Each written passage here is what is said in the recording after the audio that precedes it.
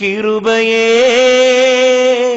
கிருபையே மாறாத நல்ல கிருபையே, உங்க கிருபைதான் என்னை தாங்குகின்றது, உங்க கிருபைதான் என்னை நடத்துகின்றது, உங்க கிருபைதான் என்னை தாங்குகின்றது, உங்க கிருபைதான் என்னை நடத்துகின்றது. நேயர்கள் அனைவரையும் கிருபையுள்ள வார்த்தை நிகழ்ச்சிக்கு அன்போடு கூட நாங்கள் வாழ்த்து வரவேற்கின்றோம். கடவுளுடைய ஆசீர்வாதமும் அருளும் உங்கள் அனைவரோடும் கூட இருப்பதாக என்று சொல்லி இந்த நிகழ்ச்சியை பார்க்கிற உங்கள் ஒவ்வொருவரையும் வாழ்த்துகிறோம்.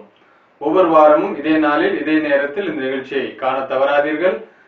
எங்களிடத்திலே நீங்கள் தபால் மூலமாக படிக்கக்கூடிய பைபிள் பாடங்கள் இருக்கிறது. படித்து முடிப்பவர்களுக்கு ஒரு அழகிய சான்றிதழும் பைபிளும் பரிசாக காத்திருக்கிறது. இவைகளை பெற எங்களிடத்தில் எழுதி நீங்கள் பெற்றுக்கொள்ளுங்கள். இந்த நாளிலும் கூட நாம் கடவுளுடைய வார்த்தையாகிய பைபிளை பற்றிய சில உண்மைகளை, சில அரிய கருத்துக்களை இந்த செய்தியின் மூலமாக கேட்க இருக்கிறோம். இந்த நாளில் நம்முடைய செய்தியாளர் கிருபையுள்ள வார்த்தை பத்திரிகையின் ஆசிரியரும் ஜேசி ஸ்கூல் ஆஃப் எவாஞ்சலிசத்தின் டைரக்டருமான பிலமோன் ராஜா அவர்கள். அன்பு நேயர்களே, நீங்கள் மதுரையில் இருப்பவர்களானால் எங்களுடன் சபையில் சேர்ந்து ஆராதிக்க உங்களை அன்புடன் அழைக்கின்றோம். எங்களுடைய சபை ஆராதனை நேரங்கள் ஞாயிறு காலை 9:30 மணிக்கும் மாலை 6:30 மணிக்கும் மற்றும் வேத ஆராய்ச்சி புதன் மாலை 6:30 மணிக்கும் நடைபெறுகிறது. நடைபெறும் இடம் ஏஜிபி ஹால் 45 C/1 காரனேஷன் தெரு, அரசரடி, மதுரை 16. சபையில் கலந்து கொண்டு இறையாசி பெற்றுக்கொள்ள உங்கள் அனைவரையும் அன்புடன் அழைக்கின்றோம். பிரியமானவர்களே, ஆண்டவராகிய இயேசு கிறிஸ்துவின் நாமத்தினாலே உங்களை வாழ்த்தி இந்த கிருபையுள்ள வார்த்தை நிகழ்ச்சிக்கு வரவேற்பதிலே நான் மகிழ்ச்சி அடைகின்றேன். அருமையானவர்களே, மனிதனை இந்த உலகத்திலே படைத்த கடவுளானவர் மனிதன் வாழ்வதற்கான வழிமுறைகளை, போதனைகளை நமக்கு அவருடைய வசனங்களாகிய வேதத்தின் மூலமாக, திருமறையின் மூலமாக, பைபிளின் மூலமாக நம் வாழ்விற்கு வழிகாட்டி புத்தகமாக அதை நமக்கு கொடுத்திருக்கிறார். ஒரு மொபைல் போன் வாங்குறோம், அதை பயன்படுத்துவதற்காக நாம் முயற்சி செய்யும் பொழுது அந்த பயன்படுத்துகிற யூசர்ஸ் மேனுவல் அப்படின்னு சொல்லி ஒன்று கையில கொடுப்பாங்க. அதை வைத்து அதை நாம் எப்படி பயன்படுத்துவது என்று கற்றுக்கொள்ளலாம். அதே போல நம்மை படைத்த அந்த பரலோகத்தின் கடவுள் நாம் இந்த பூமியிலே எப்படி வாழ வேண்டும், அல்லது நாம் யார், நாம் எங்கிருந்து வந்தோம், ஏன் இங்கே இருக்கிறோம், நம்முடைய வாழ்வின் முடிவு என்ன, இந்த உலகத்தின் வாழ்வுக்கு பிற்பாடு நாம் எங்கே செல்ல போகிறோம் என்பதற்கான எல்லா வழிமுறைகளையும் தெளிவாக அவர் சொல்லிக் கொடுத்திருக்கிறார். அந்த போதனைகள் அடங்கிய புத்தகம் தான் பைபிள் என்ற திருமறையாக இருக்கின்றது. மனிதனை ஆசீர்வதிக்க கடவுள் விரும்பினதினாலே இந்த புத்தகத்தை நமக்கு கொடுத்திருக்கின்றார். ஏன் மனிதன் ஆசீர்வதிக்கப்பட வேண்டும்? மனிதன் சிறப்பாக, சரியாக ஒரு காரியத்தை செய்யும் பொழுது அது நிச்சயமான வெற்றியை தரும். சரியாக சீர் இல்லாமல் ஒரு விஷயத்தை செய்தால் அது மனிதனுக்கு தோல்வியை உண்டாக்கும். அப்ப சிறப்பாக, பத்திரமாக இந்த உலகத்திற்கு அப்பாற்பட்ட வாழ்க்கைக்கும் நம்மை ஆயத்தப்படுத்திக் கொள்வதற்காக தேவன் ஆசீர்வாதம் நிறைந்த வேத புஸ்தகத்தை நமக்கு கொடுத்திருக்கின்றார். இந்த பைபிள் என்பது புத்தகங்கள் அடங்கிய புத்தகம். இந்த பைபிளிலே 66 புத்தகங்கள் இருக்கின்றது. அதை பழைய ஏற்பாடு என்றும் புதிய ஏற்பாடு என்றும் 2 பிரிவுகளாக பிரிக்கலாம். இந்த வேத புத்தகத்தின் மூலமாக இதற்கு முன்பாக ஆண்டவராகிய இயேசு கிறிஸ்து என்னும் பரலோக கடவுளின் ஏக குமாரன் இந்த பூமிக்கு வருவதற்கு முன்பாக தேவன் மனிதனுடன் எப்படி நேரடியாக தொடர்பு கொண்டார் என்றும், தேவன் இயேசு கிறிஸ்துவின் மூலமாக உலகில் உள்ள எல்லாருக்கும் பரலோக வாழ்க்கைக்கான ஆசீர்வாதத்தின் வழியை அவர் மூலமாய் நமக்கு திறந்து கொடுத்திருக்கின்றார் என்பதையும் அடையாளப்படுத்தும்படியாக இந்த வேதம் நமக்கு கொடுக்கப்பட்டிருக்கிறது. புதிய ஏற்பாடு இயேசு கிறிஸ்துவினுடைய வாழ்க்கை வரலாறையும் அவருடைய போதனையை கேட்டு அதற்கு கீழ்ப்படிந்து அவருடைய போதனையின் வழியிலே நடந்தவர்கள் என்ன செய்தார்கள் என்ற அந்த அறிவுரைகளை நமக்கு புதிய ஏற்பாடு கொடுக்கின்றது. ஆனபடினாலே இந்த பைபிளை பற்றி தெரிந்து கொள்வது நமக்கு ஆசீர்வாதமாக அமையும். இந்த புத்தகத்திற்கு இணையான இன்னொரு புத்தகம் இல்லை. இதை நாம் மறந்து போய்விடவே கூடாது. இந்த புத்தகத்திற்கு என்று ஒரு தனித்தன்மை இருக்கிறது, யுனிக்னஸ் இருக்கின்றது. இந்த புத்தகம் அசாதாரணமான ஒரு புத்தகமாக இருக்கிறது.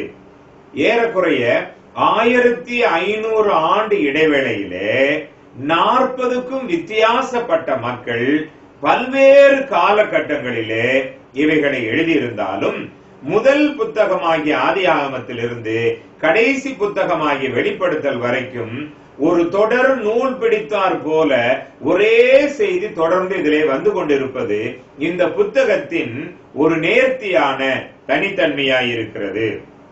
அநேக எதிராளிகள் இந்த பைபிளை அழிப்பதற்கு பலமுறை முயற்சி செய்தார்கள். ஆனால் இந்த புத்தகம் அழியவில்லை, இதுவரைக்கும் பாதுகாக்கப்பட்டுக் கொண்டே வருகிறது.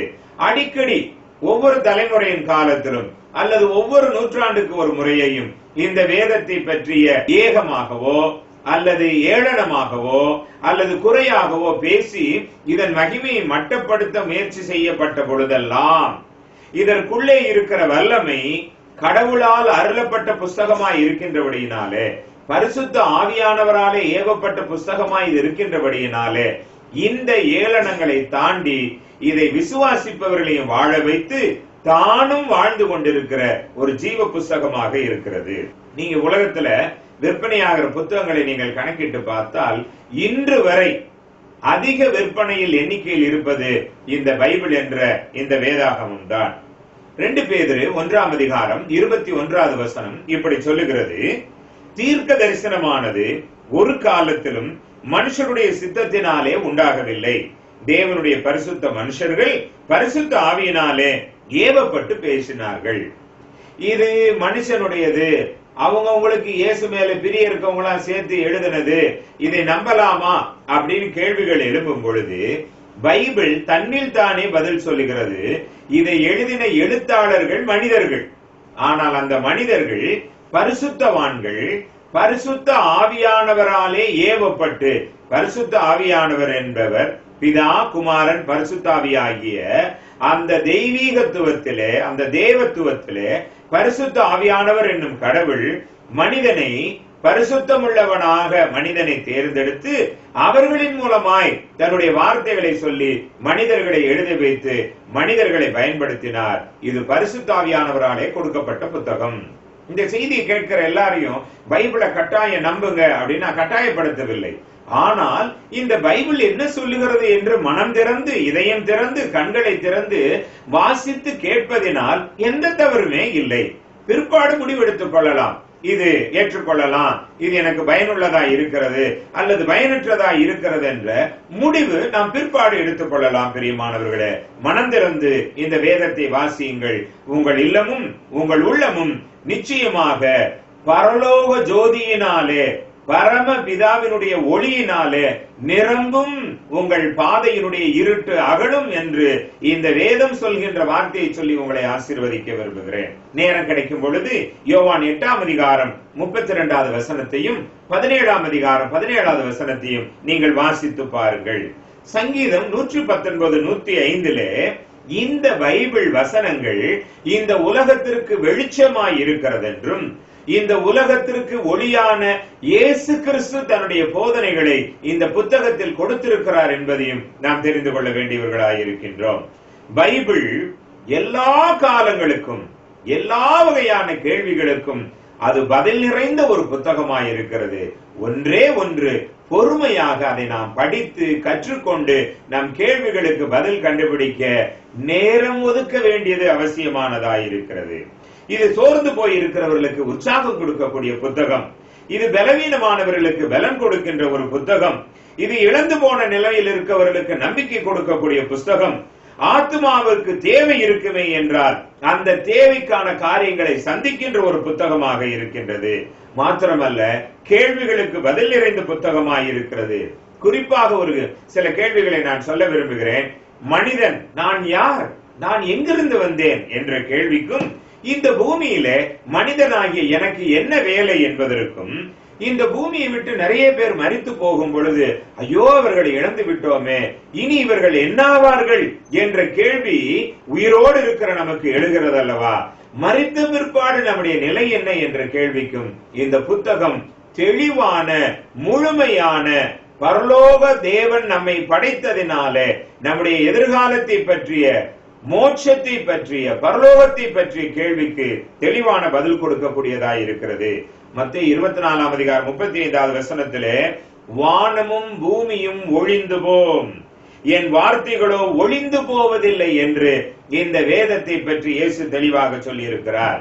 இன்னொரு எச்சரிக்கையும் கொடுக்கிறார். அதை நான் சொல்லி செய்தியை நிறைவு செய்ய விரும்புகிறேன். இயேசுவாகிய என்னை தள்ளி நான் போதித்த என் வார்த்தைகளை ஏற்றுக்கொள்ளாதவனை கடைசி நாளில் நியாய தீர்ப்பு என்று ஒன்று இருக்கிறது. நான் இப்பொழுது சொன்ன வசனங்களே அந்த நியாய தீர்ப்பு நாளில் உங்களை நியாயம் தீர்க்கும் என்று இயேசு சொல்லி இருக்கிறார். எல்லா மதமுமே நம்புகிறது நியாய தீர்ப்பு இருக்கிறது என்று. ஆனால் அந்த நியாயாதிபதியாக இயேசு வர போகிறார் என்று சொல்லப்பட்டிருக்கிறது. வேதத்தை தோழனாக்கிக் கொள்ளுங்கள், வழிகாட்டியாக்கிக் கொள்ளுங்கள், வாழ்ந்திருப்போம், நித்திய வாழ்வுக்கு நம்மை ஆயத்தப்படுத்துவோம். ஜெபம் செய்.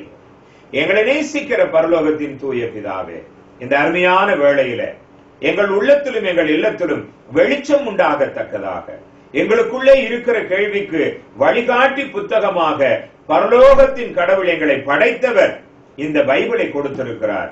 அதை நாங்கள் வாசித்து ஒளியிலே இந்த பூமியிலேயும் நித்தியமான பரலோக வாழ்வையும் பெற்றுக்கொள்ள எங்களுக்கு உதவி செய்ய வேண்டும் என்று இயேசு கிறிஸ்துவின் நாமத்தினாலே ஜெபிக்கிறோம் ஜீவனுள்ள நல்ல பிதாவே, ஆமென். என்ன நேயர்களே, இந்த நாளின் செய்தி உங்களுக்கு பிரயோஜனமாக இருந்திருக்கும் என்று நாங்கள் நம்புகிறோம். தொடர்ந்து இந்த நிகழ்ச்சியை பற்றி உங்களுடைய கருத்துக்களையும் உங்களுடைய ஜெப விண்ணப்பங்களையும் நாங்கள் எதிர்பார்த்து காத்திருக்கிறோம். மறக்காமல் எங்களுக்கு உங்களுடைய ஜெப விண்ணப்பங்களை எழுதி அனுப்புங்கள். தினமும் மதியம் 12 மணிக்கு உங்களுடைய ஜெப விண்ணப்பங்களுக்காக நாங்கள் அலுவலகத்தில் ஜெபித்து வருகிறோம்.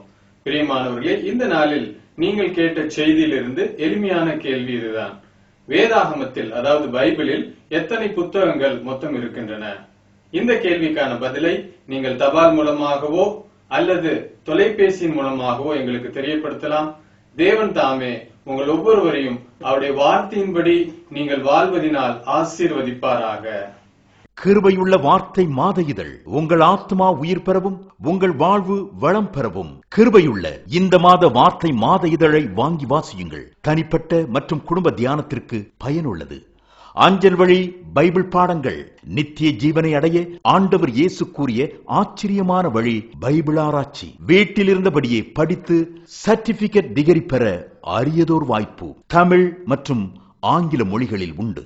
பார்வையற்றோருக்கு பிரெயில் மாத இதழ் தமிழ் மற்றும் ஆங்கிலத்திலும், பைபிள் சீடிக்கள் தமிழ் மற்றும் ஆங்கிலத்திலும், பைபிள் கேம்ப் பார்வையற்றோரே உங்கள் இடங்களுக்கு வந்து இந்த முகாமை நாங்கள் நடத்துகிறோம். The Voice of Truth English Magazine, international editors, articles and topic on God, family, daily living, evidence, worship, Bible characters and many more. For details, call us.